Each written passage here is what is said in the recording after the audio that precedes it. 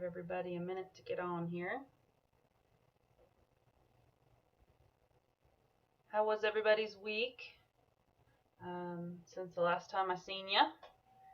Hope everybody's week was okay. Everything went well for you.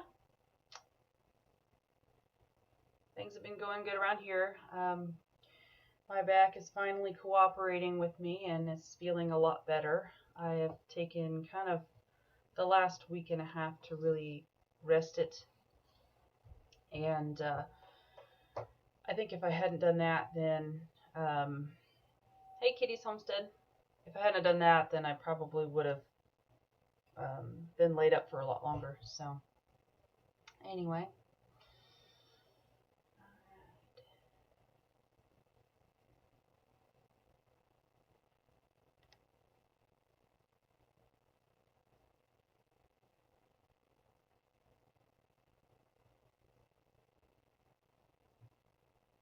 good morning, Alicia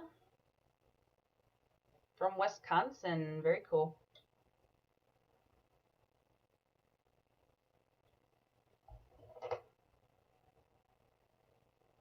Kitty, what part of the country are you from? I don't think I've ever known that.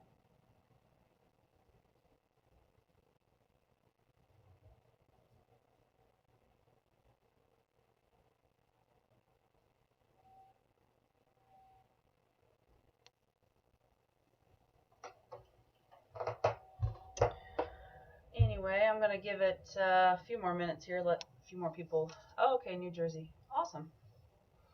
Let a few more people jump on here before we jump into too much today. Anyway, today's topic is going to be on stud animals for your homestead and borrowing them, kind of what you want to look for when you are getting a stud animal for your homestead, whether it be, you know, cow, goat, just different things like that. So very, very north New Jersey.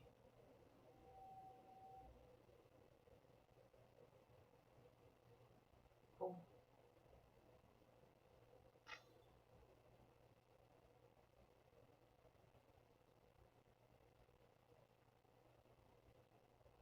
All right, guys, so I'm going to go ahead and start. It's a little after 11, and, well, excuse me, my time, 11 my time. I always forget that we have multiple time zones that we'll watch. But anyway, so a few things that have been going on around here. All the pups have been sold. Got them to their new homes. And 4 very lucky people got to take them home. I had people kind of beating down my door for them. They're in high demand around here, so it doesn't take much to get them sold. So, are you guys seeing me okay, Kitty? It says that the streaming is not good right now. Is it buffering real bad? I just need to know before I start rambling on too much.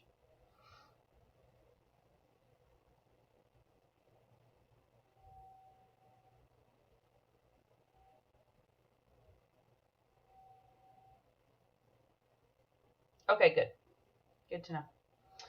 All right, so let's see here. Yesterday I got some guineas. Let's see. A little glitchy. Well, sorry. Out here in the sticks, you kind of get what you can. So, anyway, we got some guineas from one of our neighbors. Driving down the road. It looks fine. All right, Papa Truck. Okay. Got some guineas. Our neighbor down the road called me up and they had some garlic, extra garlic that they had for their garden, and I was like, okay, I'll come and get some if you got extra. So I went down and got some of those. That's what I'm going to be doing this afternoon, is planting garlic. And while I was there, they said, here, take this box of guineas. So we have guineas now. I have a very gracious neighbor, and they're really great neighbors, so I do appreciate them. Let's see here. We will be bringing Star home. She has been at my dad's house getting bread, so that way she will have an April calf, and she did get bread. I wrote it down on the calendar. That's right over here. My dad did see the day that she did get bread, so that will be nice to kind of know and kind of zero down when she's going to have it. Maybe I can catch it this time. I have yet to see that cow have a calf. No matter how many times I try, I've yet to see her have a calf. And she's so sneaky. If I turn my back for a second, it's good morning, Rain. Hello. If I turn my back for a second, she'll squirt that little sucker out, and I miss it every time. So, okay.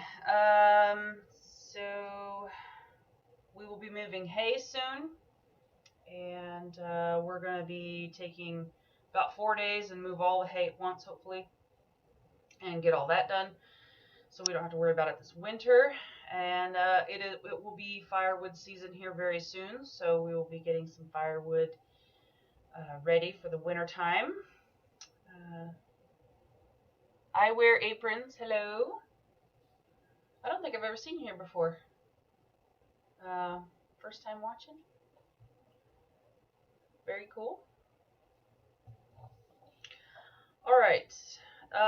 Let's see. Okay, so I've got some pictures for you from this week, and I hope that I got it right this time for you guys.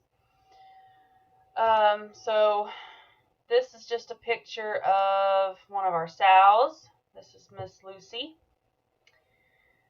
She's doing really well. Hopefully they're bred. They will be able to be pigging here. Let's see. Look at they can begin to farrow. This is just by the time we put the boar in. I did not see them get bred, but anyway, this is when they can begin to farrow, would be on the 14th of October.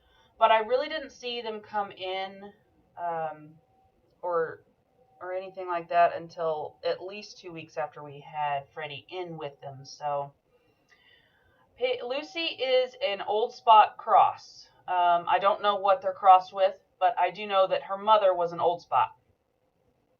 And my guess is they were bred, or their father was some kind of a meat type hog, because she does have quite a good haunches on her, and so a really good set of shoulders on her as well.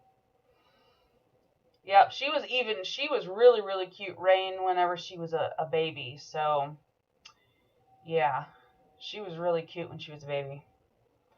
Alright, so next picture, this is one of the heifers.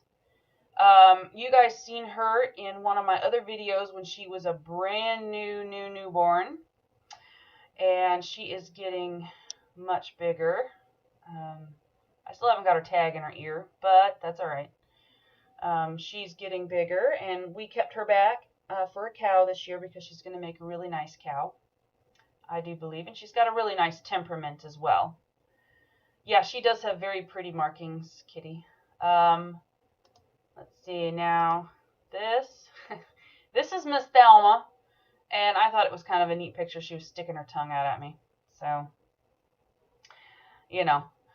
She's got the little I call them ladybug markings on there. Good morning, Diane. Lovejoy. Nice to see ya. Thanks for joining in. I call them ladybug markings. I really like it when they have the little freckles on their face. My dad used to have an old cow, and her name was Freckles because her entire face had the little freckle markings on them. So... Alright, so I was doing my morning cow check the other day, and I took the camera with me, and I just snapped a few photos of different things around my homestead. This was just a little bird. If you can see him there on the tree, that's a woodpecker. I happened to see, and he didn't fly off very quickly. So anyway, there's a little woodpecker. Here's some of the little daisies. They are everywhere right now. They're really cute. They're really pretty. And I just thought I would show you some of those. And then there's another picture of some flowers that we got going on. These are weeds and things, but we try to leave some weeds for the native pollinators and butterflies and things that are coming through on their migration, like the monarchs and things like that. So anyway, and here is, okay, so we were blessed to have this little lady come and visit our homestead. I snapped a picture of her, and I really like seeing monarch butterflies around. You know, they've had kind of a hard time as of late, and we really try to have some habitat for them. I would really like to do a lot more in terms of having more habitat for some of our beneficials and some of our butterflies and things that may be having a little bit of a hard time because of the way, you know, certain farming practices and things are nowadays, and whatnot. So I wanted to give a quick shout out while I've got this picture up here to a channel. She's been my subscriber for a long time. Hello, Cockeyed Homestead. Good to see ya. But she oh, good grief, I can't talk. Sorry, guys. She is a fellow Missourian, and she also has a YouTube channel. And the reason I wanted to bring her up with this picture is because she did a haying video, making hay and things like that. And she had her husband leave a patch of milkweed specifically for the monarch butterflies, so that they may lay their eggs and that their caterpillars may have a chance to grow and become the monarch butterflies. And I thought that was really, really cool of her to sacrifice, and it was a pretty big chunk of her hayfield, so that the monarchs would have a habitat to raise their young. Now, around here, I have not seen many milkweed varieties, and I would really like to have a milkweed patch, and I will eventually, so that these butterflies can have a habitat to reproduce and raise their young. So it's all in time and building up, you know, their habitats. So it's kind of like I was saying, I wanted to put in an insect hotel next year. That is on the list. And I would like to set up some more native sections in my yard, some native flower gardens in my yard, so that the beneficials will be attracted to my yard and ultimately help pollinate my garden. It benefits me as well. So not only does it benefit them, but it also benefits me. So, anyway, if you get a chance to go check her out, it's Hancock Homestead and Gardens. I believe they're up by Hannibal. I may not be correct on that, but it's really neat. They've been on their homestead. It's been in their family for over 160 years. And anyway, if you get a chance, I will put the link for their channel in the description box after the video. But if you get a chance, it's Hancock Homestead and Gardens. And she has a lot of great videos. She does a lot of the canning and different things like that. So go check her out. She doesn't have a lot of subscribers, but she's got a lot of great videos. And she does have quite a few videos. I don't remember how many she has, but anyway. So there's my little plug for a Missouri homesteader. All right, let's see. Hello, Grandpa's Farm. Good to see you. Thanks for stopping in. Family Roots Farm, hello. Sorry guys if I haven't seen you. I'm trying to Bass Family Homes, Family Haven, hello. Let's see if I missed anybody. I don't know if I did or not.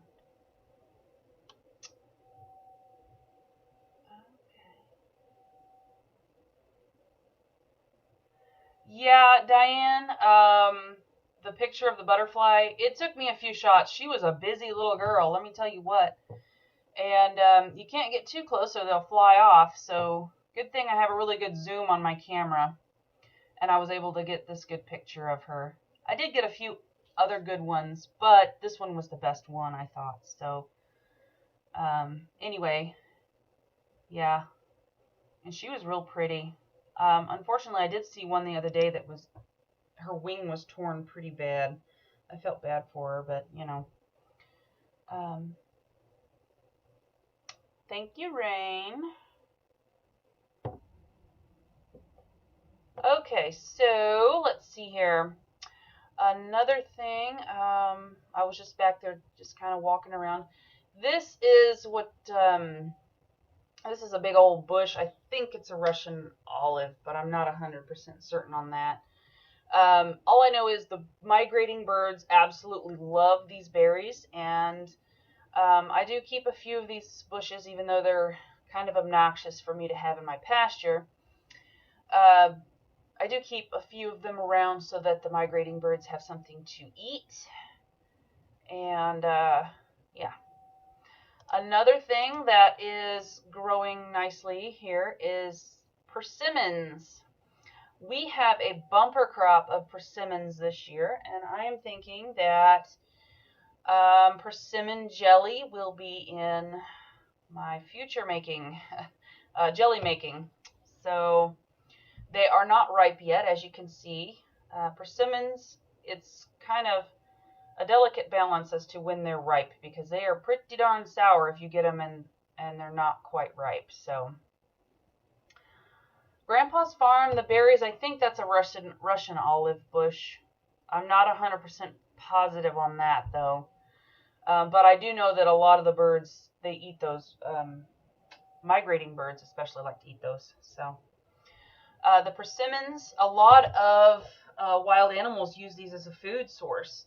I know that the coyotes and squirrels love them, deer love them.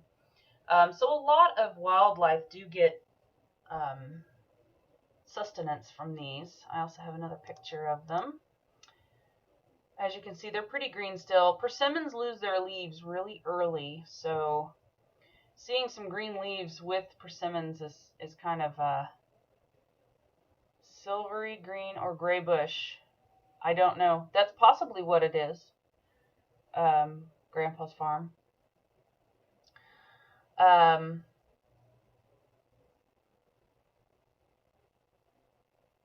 Hello, Patrick Nobles.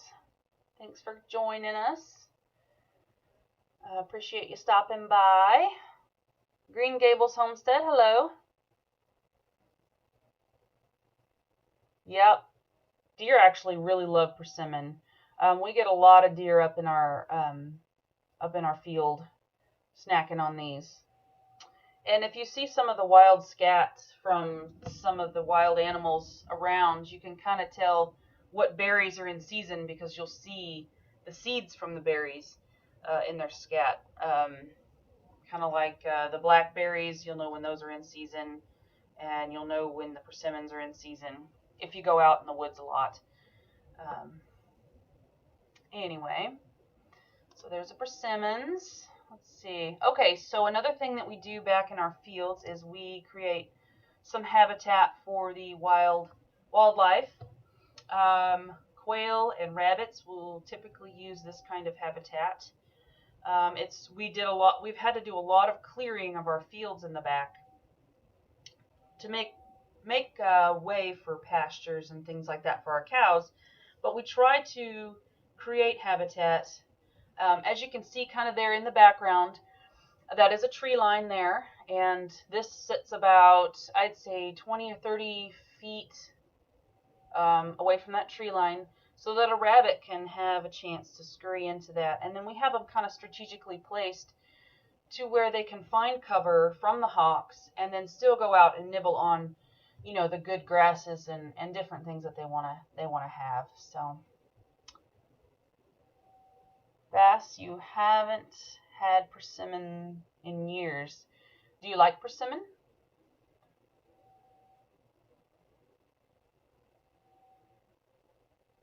You have a persimmon tree behind work, Terry. Hello, Terry, by the way. That's cool.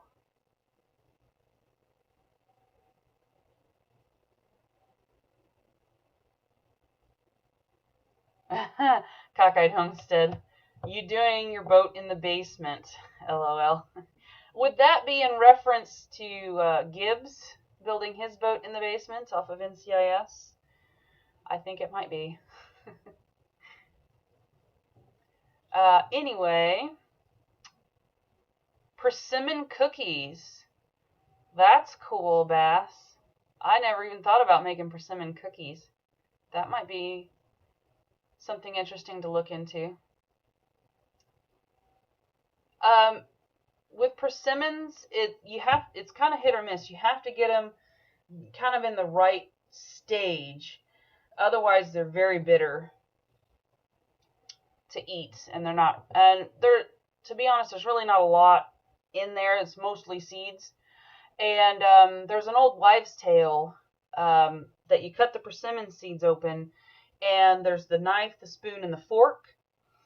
And if you get the knife over the winter time, you should expect biting winds and cold.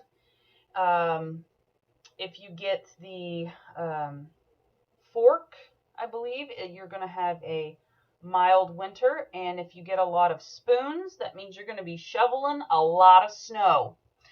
So, hello, Grizz. Good to see ya. Anyway, so the kids really love this time of year. They love to open the persimmon seeds. I will try to do a video on the persimmon seeds. It's actually kind of neat. Anyway, the girls like hearing about those old wives' tales and things. Cutting cold, yeah, Terry. Anyway, here is another rabbit habitat that we set up. You can't really see it, but we do have the branches up in there, and that's another habitat that we set up. We do have a covey of quail that live around our area. I've seen them, but I have not seen them in a while, so I don't know if they are doing well, but I know that there is one in the area.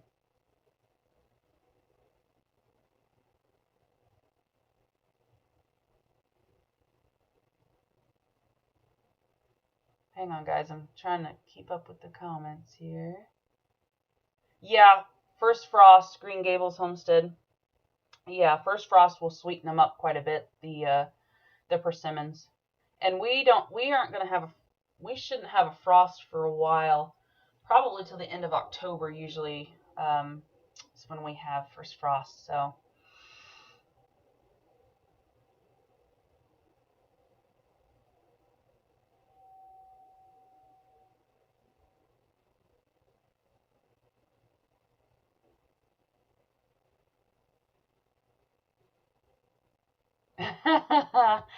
Grizz, you're so funny. I've decided to give up on cats for now. I'm going to focus on dehydrating hamster and guinea pigs to sell for healthy snacks for children. Oh my goodness. My kids have gerbils. I don't think that they would like that too much. That's too funny.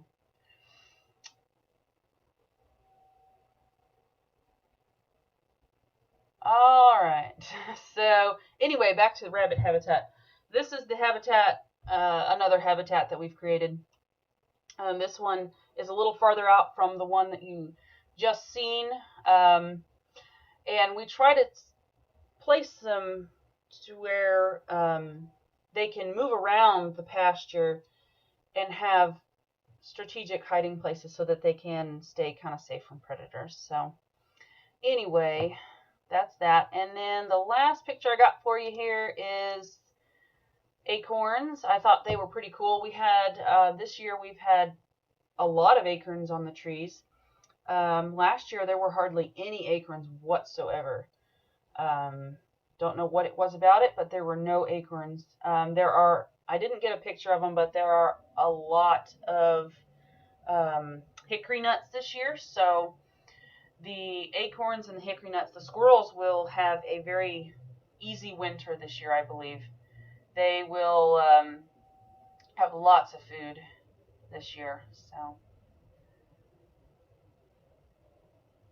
you eat them on a stick in Peru, actually street food. Are you talking about guinea pigs? Grandpa's farm?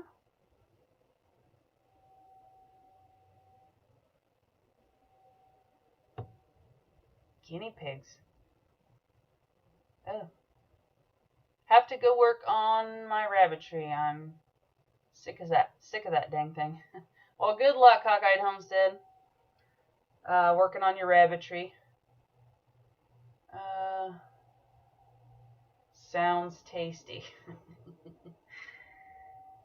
Oh. Yep. Rabbits will come running if you build those. We have a lot of cottontails, a lot of the wild rabbits around here. Oh, not really. I gagged on it.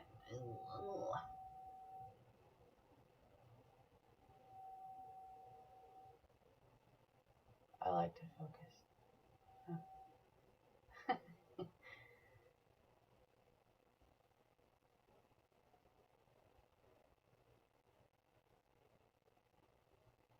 Alrighty, so there's the pictures that I had for you this year, good grief, this week, from around the homestead. Those are some pictures that I took doing cow check the other morning. So anyway, there's that. And Green Gables, I live in Missouri, and I am in central Missouri, not far from Columbia. That's the biggest city that's closest to me. Well, I mean, they're not really a big city, but the University of Missouri is there, and there's like 100,000 people. That's not counting all the students. When the students are there, it's gargantuan, and I don't like going there when the students are there because they don't know how to drive, and lots of stress. I don't like going there. Let's see.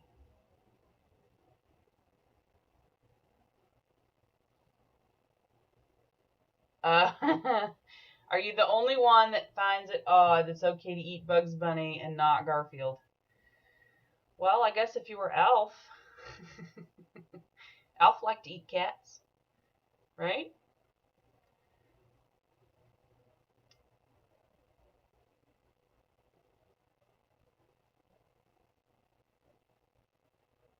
Buzzards won't even eat cat. I don't know. Buzzards around here will eat anything.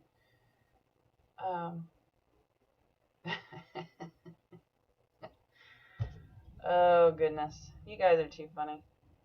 Hello, Tim Beverly. Okay, so I got distracted.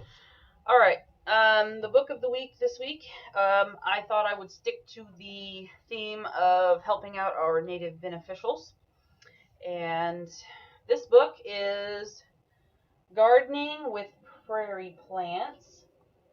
And I really like this book because, and I will butcher her name if I try to say it, but there's the author.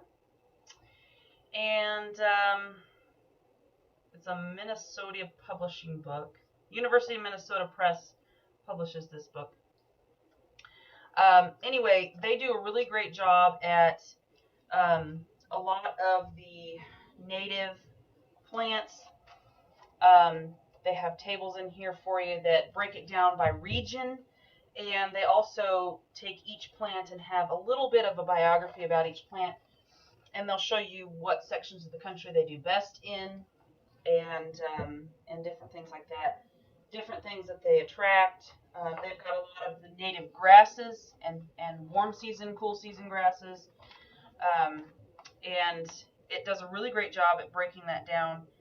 And it also has some really great, it has a lot of great pictures in it, and it's got a lot, let me see, I should have marked the page. It has a lot of great, just different, I don't know what the word I'm looking for is, ways that you can put in flower gardens and different things like that. And I got this book specifically for that because I do want to put in a lot of the native prairie plants, flower beds and different things in my garden and around my yard, so that I can attract some of the beneficials and give them a habitat to live in, and also give them a place to, raise their young, and just different things like that. So this is a really great book, and it's got a lot of everything in it. It's got a lot of plans for different gardens. Gosh, I flipped right to it like 3 times a while ago. I know, and it's also got some about building the food forests and things like that, just the way that naturally occurs. And then it's got some of the different tap roots. See there, this is one of the ones where it kind of shows just I don't know if I can get it right where you can see that, the way that it would naturally occur. So buzzards will eat each other if they stand still too long. Yeah, I guess they would. Them little suckers are nasty. We have, I don't even know what you call a group of buzzards, but we have a group of them that live in an old barn around here. At least they're always out there sunning them. You know how they sun themselves? They're always out there on the ridge of that old barn sunning themselves.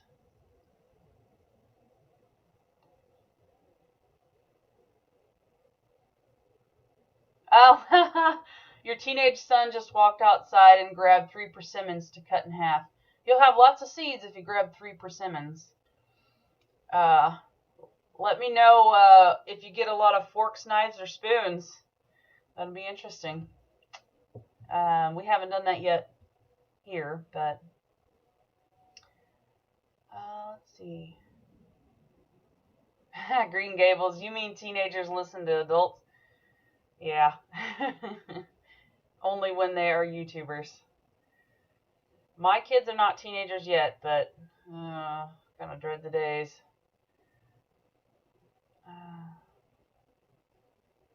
Yeah, you can. You can count that as an experiment for science, Green Gables. That's actually a very good idea.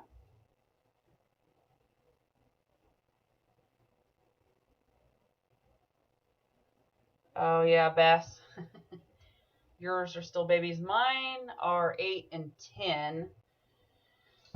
So they're getting older.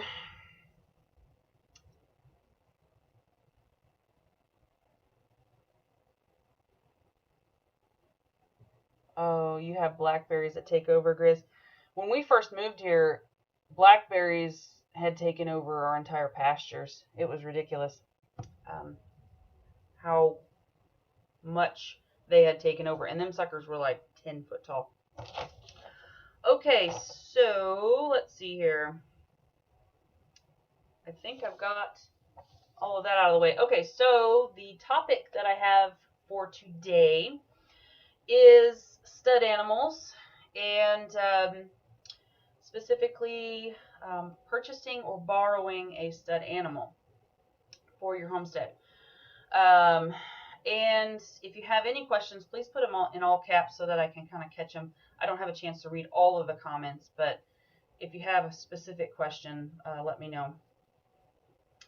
I am by no means an expert on any of this, but I've been doing it for quite a while, and there's certain things and rules that I have for myself when it comes to this kind of thing, and different things that I look for whenever I do go buy a stud animal, because if you're breeding animals for the purpose of breeding stock, um, your main goal should be to have the next generation better than the last generation. So you want to keep breeding them up and making them stronger and making them fit to your specific homestead.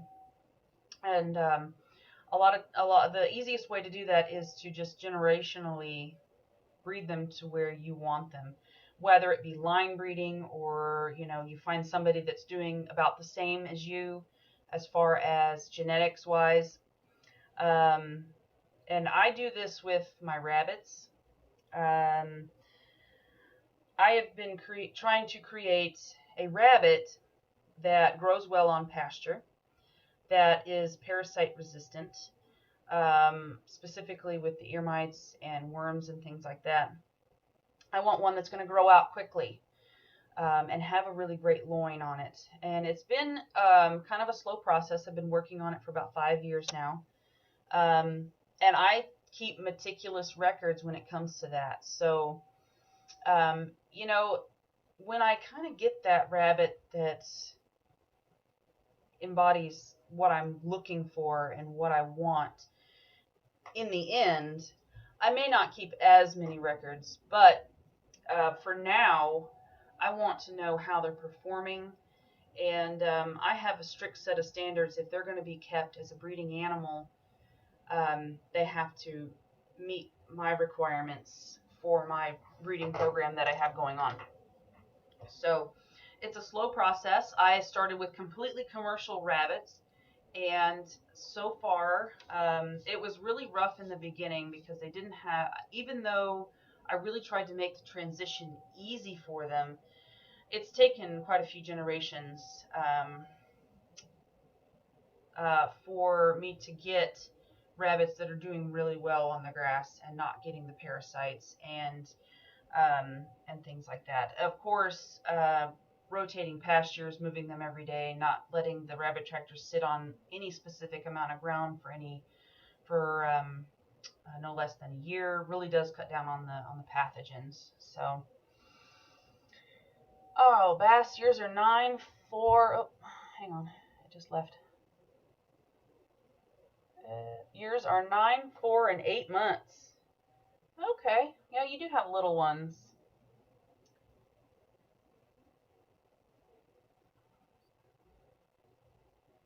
I'm a stud, Grandpa's farm. You can borrow me. Okay, I don't think my husband would like that too much, but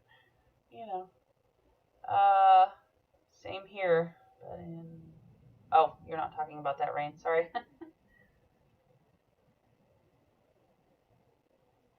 So Tim, yours are all pretty much grown at 28, 21, 18, and 16. When can you transplant blackberry runners that have rooted? It really depends. Let's see. Terry, you're in Missouri, aren't you? I haven't transplanted them in so long, I don't really remember, honestly. With the blackberries that I do, I just bend a cane down and put it in the dirt and let it start its own shoot out. Can anybody else answer Terry's question about that if you're in the Missouri area? I honestly don't remember. I can get my book out. I'll have to do some research on that. I have a book over there that, or I can call my grandpa. My grandpa would know. I shake my head when I see people planting blackberries. Huh.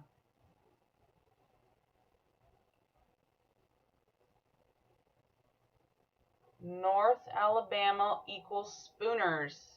I'm assuming you're talking about the persimmons.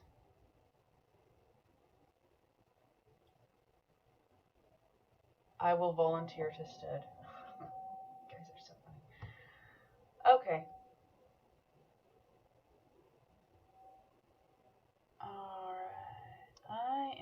having trouble figuring out where I'm at here. Okay.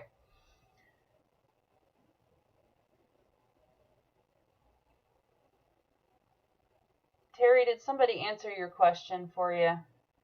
Sorry, I don't really have the answer for you.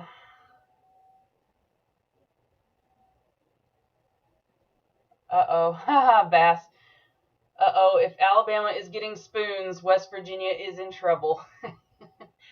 Yes, if Alabama is getting spoons, Missouri is in trouble as well.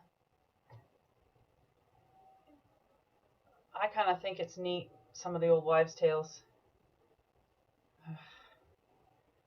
All the great ones are married. Yeah, and he's a Marine too, so, you know. All right.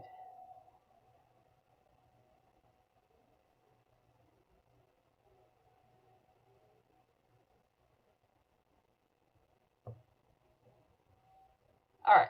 Okay, I gotta stop getting distracted so I can get to the point that I was making. Stud animals for your homestead. Okay, so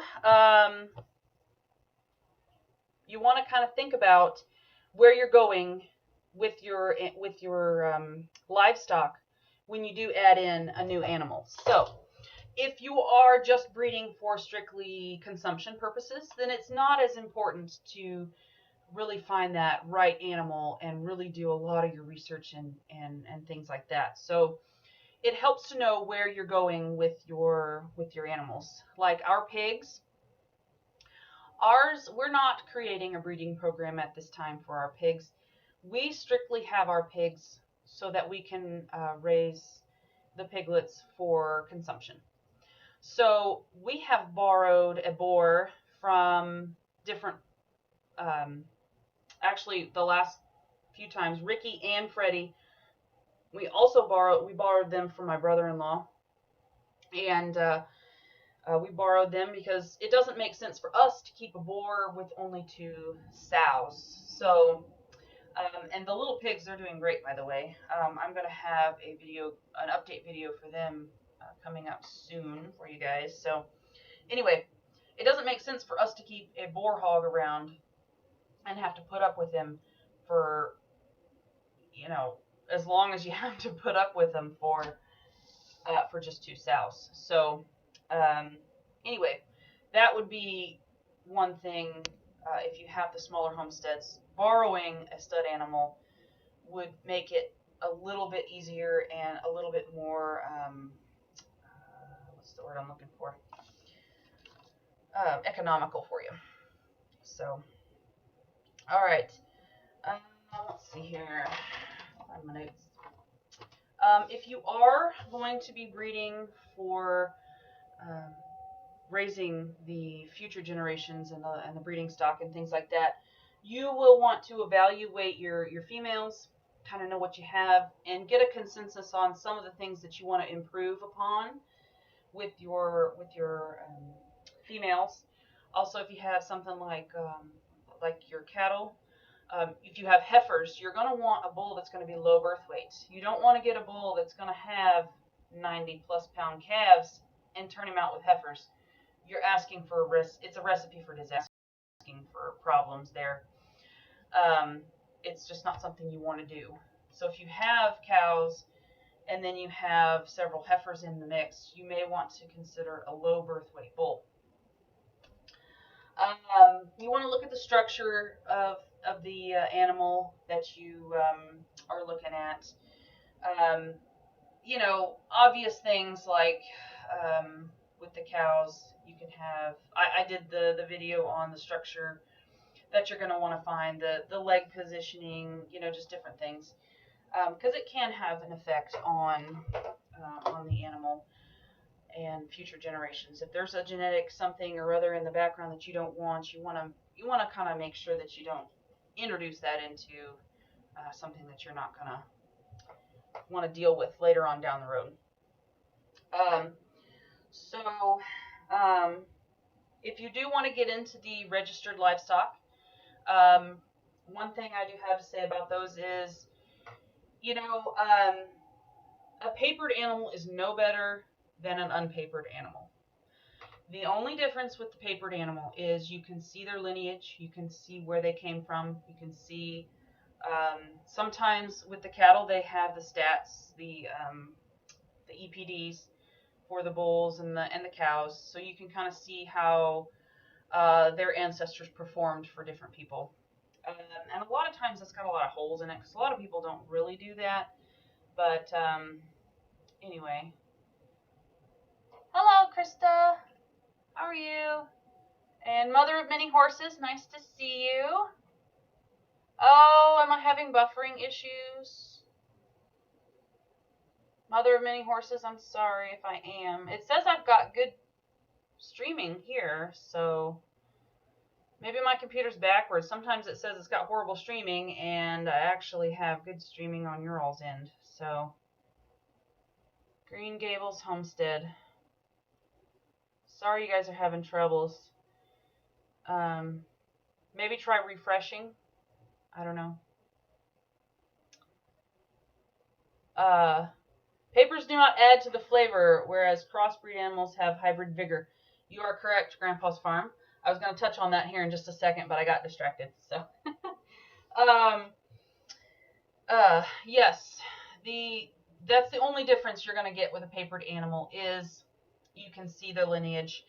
And kind of, you know, with the rabbits that I have, once you get the hide off of the animal, you're not going to know whether you had a Champagne d'Argent or you had a Californian or you had a New Zealand or if you had, you know, a colored New Zealand. You're not going to, the meat is all going to taste the same. And that's, you know, with my rabbit breeding that I'm doing, I am taking advantage of the hybrid vigor and things like that. So, you know, papers don't mean it's a better animal. It just means that you can go back and look at the lineage of that animal and maybe some of the different things that some of the ancestors have done.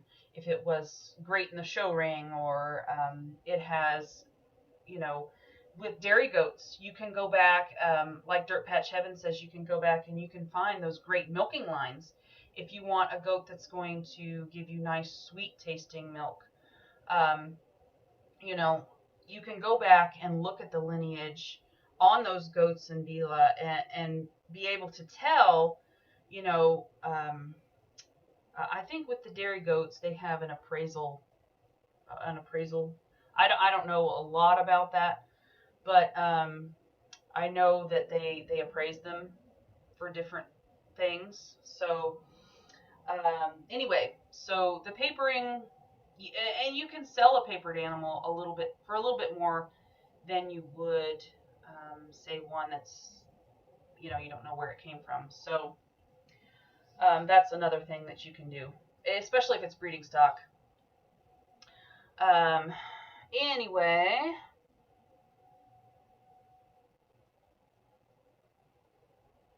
okay, I don't think there's any questions.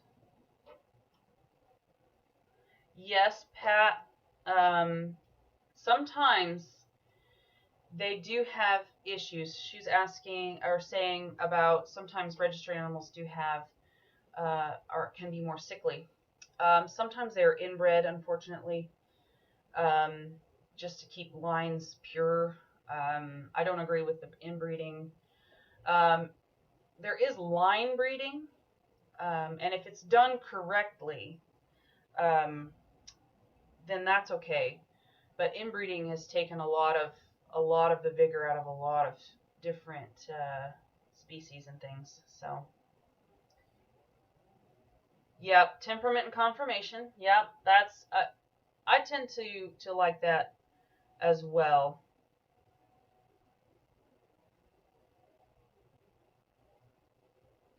Yeah, mother of many horses. I agree.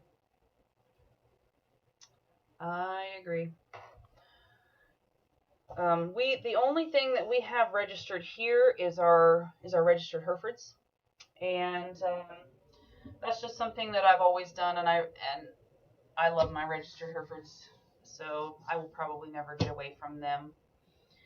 It's just something I grew up with, and And the next thing I did actually have on my list to talk about, mother of many horses, was the temperament. You want to make sure that you get animals that have a really nice temperament. I do not, in any way, shape, or form, put up with an animal that is dangerous or I cannot trust.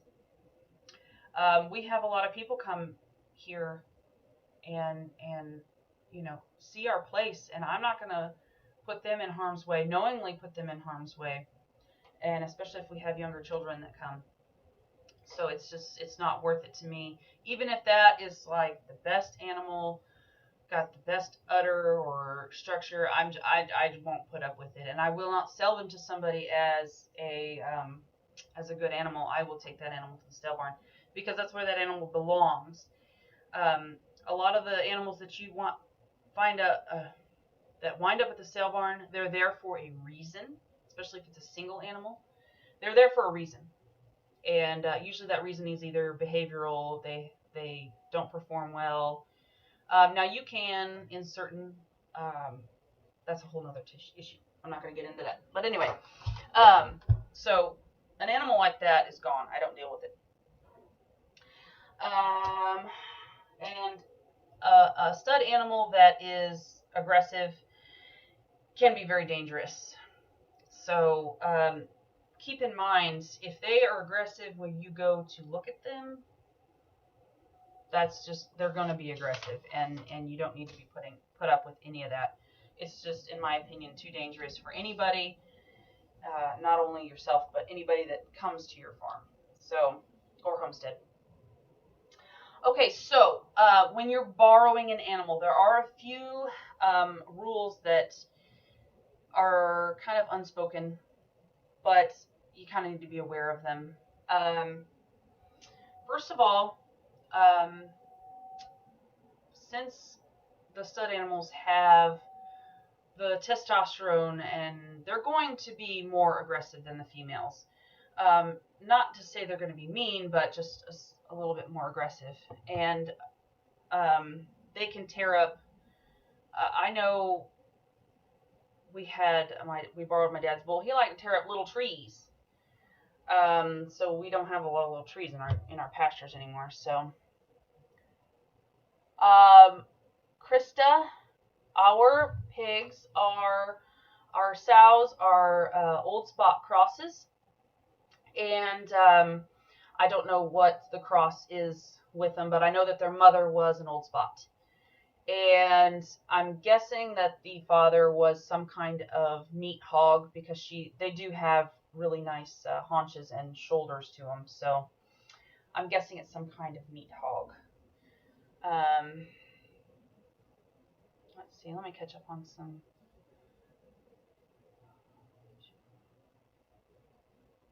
Ooh, apple cherry buttermade. That sounds good, Rain. Oh, yes. I'm going to be making applesauce here soon.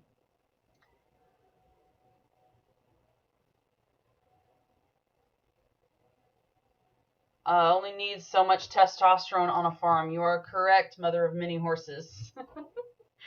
My husband always complains that he's outnumbered. That's okay, though.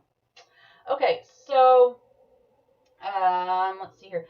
When you before you bring home a stud animal, you probably need to make sure that you have proper facilities to handle that animal.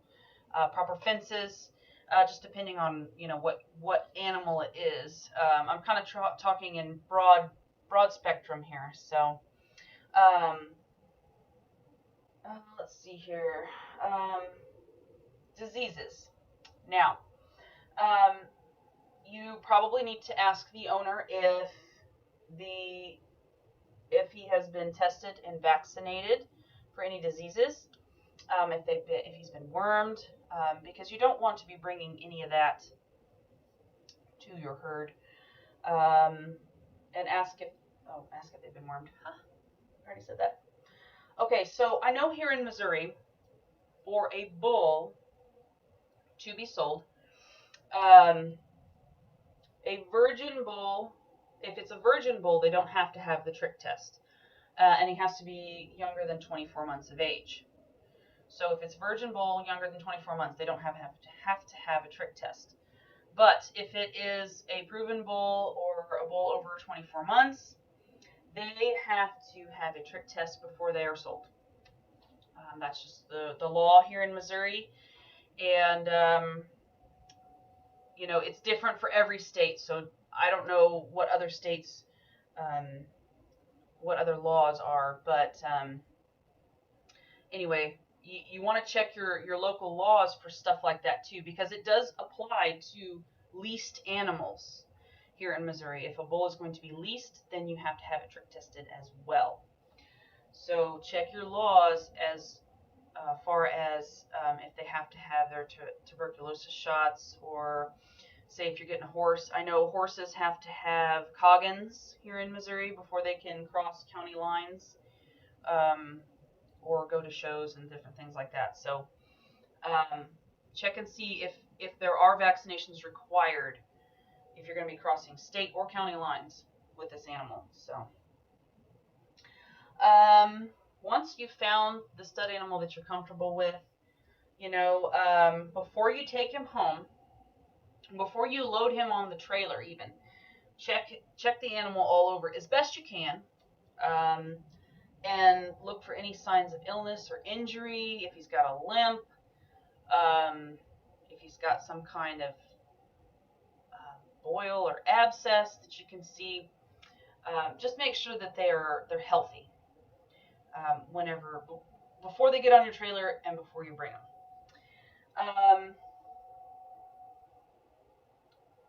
A contract is a very, very good thing to have.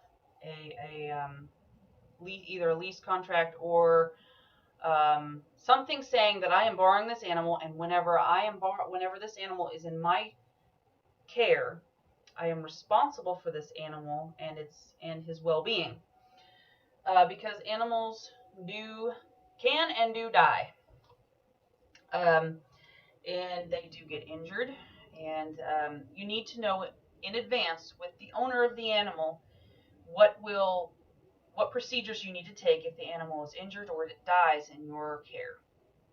So having a written contract is a very, very, very good idea. Bye, mother of many horses. Thanks for stopping in. Appreciate it.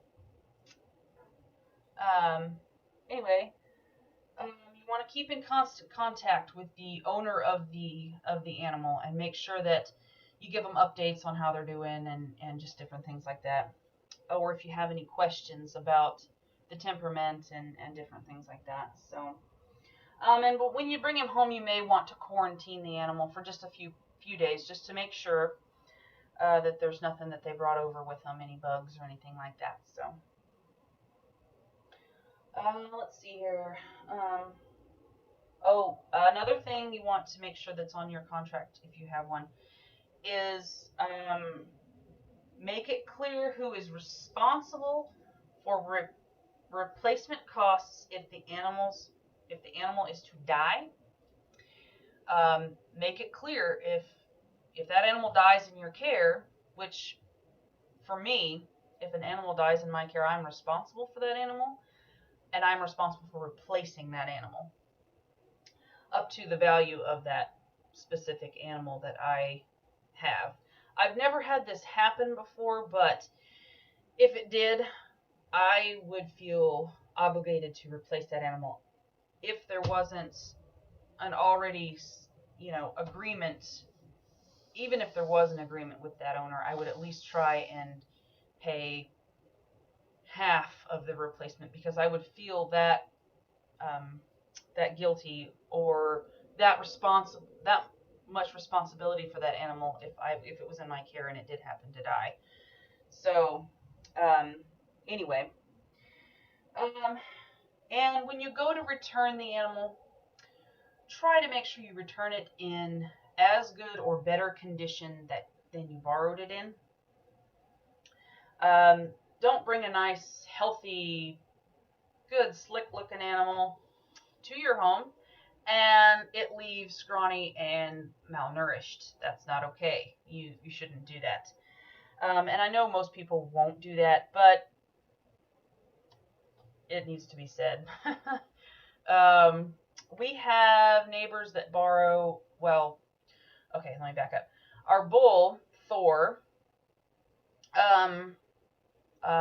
if you guys haven't seen the video, we had Thor. He was one of the best bulls I've ever owned. Temperament, he had a really great temperament. He was a really great bull. Anyway, it was really sad. He went out one day and he had broken his man parts. And it was really sad because it's one of those times where, yes, it is fixable, but typically you will only get about 50% fertility after the animal is treated. It's a very long process to get them treated to where they can breed again. I wouldn't let you borrow my cat either, Grizz. I'm sorry. Mongo is off limits for you. So is Anna and Elsa. I think my kids would probably beat you up if you borrowed their cats. So anyway, what was I talking about? You distracted me, Grizz. Anyway, so Thor. Yes, I was talking about Thor. We had to make the decision for us what was the best option, and for that, at that time, he would have brought about 50 cents a pound at the sale barn. So he was, to us, the option for us was to turn him into Hamburger. So we did have to make that very difficult decision, and it was not very fun, but we had to do it. So anyway, he made 980 pounds of hamburger. We are still eating his hamburger. That's a lot of hamburger. But anyway, so things can go wrong. He probably went to breed a cow, and another cow was in heat at the same time, and she didn't want to wait her turn, and she knocked him off or something. So anyway, things like that can and do happen, unfortunately. So, there's nothing you can really do about it.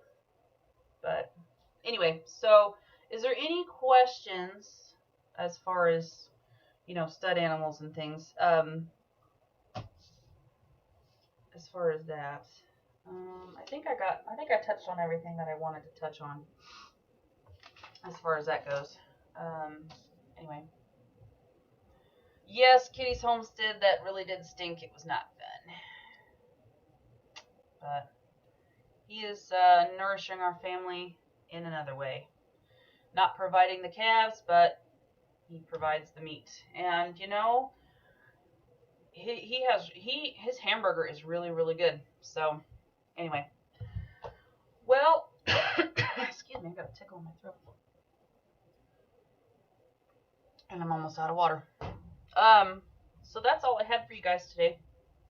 Is there anything else that you guys wanted to talk about or have any questions about? One more thing.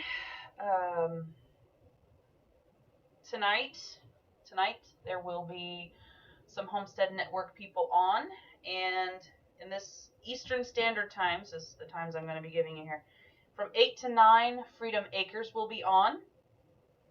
So go check that out. And from 9 to 10, Big Bear Homestead will be on, and Robin will be giving her essential oils chat.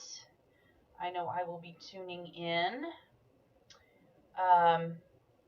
Talk about AI versus live breeding a little bit, please. Okay, so AIing, are you wanting to know more about like cattle AIing or pigs or AIing is basically you have a little straw that is the semen, and final warning, Grizz. So you have a little straw, I'm going to go ahead and just talk about cattle because that's the one that I know. That's kind of my wheelhouse. I kind of know about that. With cattle, you can either time breed them, or you can. There's a little. Oh, I forget what it's called, but you can stick it on their tail head, glue it on, and when cattle come in heat, other cows will ride them, and it will either it's kind of like a little glow lantern stick thing. It'll glow. They also have the patches where if it's rubbed, it'll rub off and it'll be like a nice bright orange color, and that'll tell you the cow has been ridden, and you can time it after that to when you need to get them up and breed them.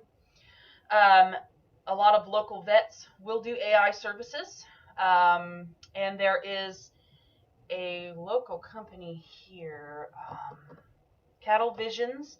They provide semen and they ship it all over the country. They're actually here in Missouri. They're about 45 minutes to an hour from my house, and they can get any semen that you want, and you can pick it up from there. So if you want specific genetics from anywhere in the country, that's one way to get the genetics, whether it be your pigs or your cattle or your goats. I don't know if they do it much with goats, but anyway, so, and another way you can do it with the cattle is, it's called a seeder, and it's just this little plastic T-looking thing, and you have what's called a seeder gun. I wish I had it with me. I have one.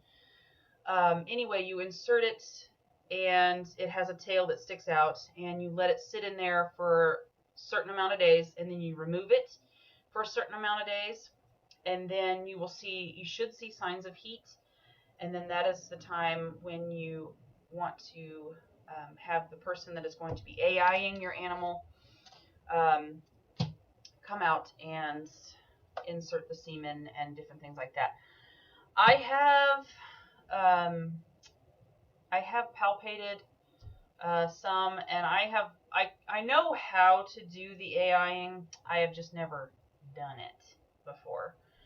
I know the process, and there is a class that I can take. I just have not taken the class. I probably should. I don't do a lot of AIing. The last time I AI'd, I had one of my heifers. I AI'd her to this really nice bull, and it was heartbreaking. The calf was beautiful, gorgeous heifer, and oh my gosh, I was in love with her. And I don't know what happened, but she ended up drowning in a puddle of water no more than 3 inches deep.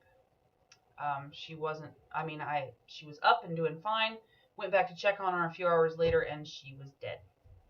So, my last day I experienced, beautiful calf, but, those things happen. And, anyway, so, yes, cattle. Yes, Krista. So, anyway, AIing is a very simple process, and a lot of the large animal vets, I actually asked my vet if she does the AIing, and she said she does. So I may have her AI a couple of cows. I do have a couple of bulls that I've been keeping my eye on that I really like. One of these years, I may next year try and AI Star with some sexed semen. You can get sexed semen where you can choose to have a heifer if you want it. It is more expensive, and it is one of those things where the fertility on the semen goes down quite a bit because of the process that they have to use. So if you're going to use the sexed semen, I probably would recommend that you use 2 straws instead of just 1 straw, to try and get a little bit up your odds of a pregnancy actually happening. So anyway, if you want to guarantee what you're going to have. So, and I know that the dairy industry uses that a lot because the heifers are more valuable than the bull calves. So Anyway, is there any other questions about AIing? I know with pigs, it's a lot different. It's pretty simple with them. I know that J0 on his channel, he's been trying to get pork chop pregnant. So timing it with them, I think, is a little bit more difficult with the pigs. So anyway, yeah, tough break, Terry. Yeah, it happens. My grandpa always says, if you have livestock, you're gonna have dead stock, unfortunately. So no matter how well you care for your animals, things like that. So anywho, any other questions for you guys from you guys?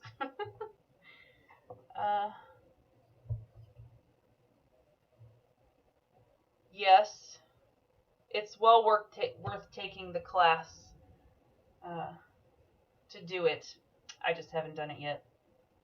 And the teacher of this particular class, he's been doing it for a long time. He's an older guy, and he's really good at what he does.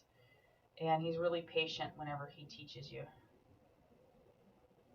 Kitty, I have a reputation to protect. Please bounce me now before I have to force my hand. Oh, Grizz, you're funny. Great live stream. Oh, thank you, Grandpa's Farm. No one forces anything. Kitty. Oh, goodness. For that comment, Kitty, I wouldn't bounce him. That way, you know. I don't know. Don't make me do it. Oh, well.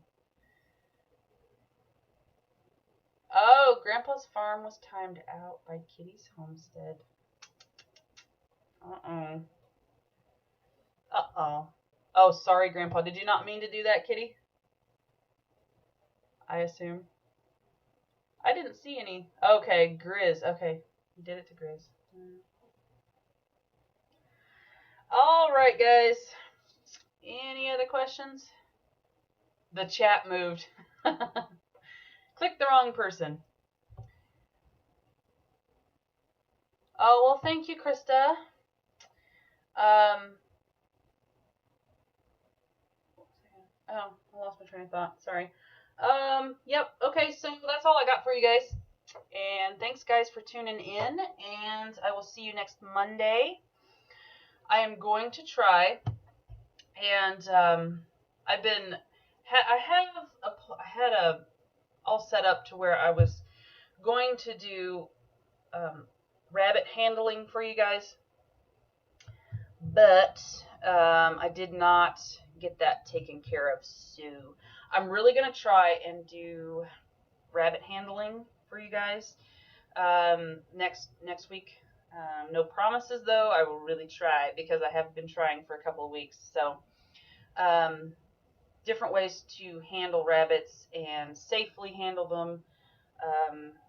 I'm not an expert on it, but I've been handling them since I was like 8 or 9 is when I think I got my first rabbits. So anyway, that's what I'm going to try and do for you guys next week. All right, don't forget tonight, 8 to 9, we have Freedom Makers, and 9 to 10, we have Big Bear Homestead at the Essential Oils Chat with Robin. You guys have a good week, and I will see you guys later. Bye.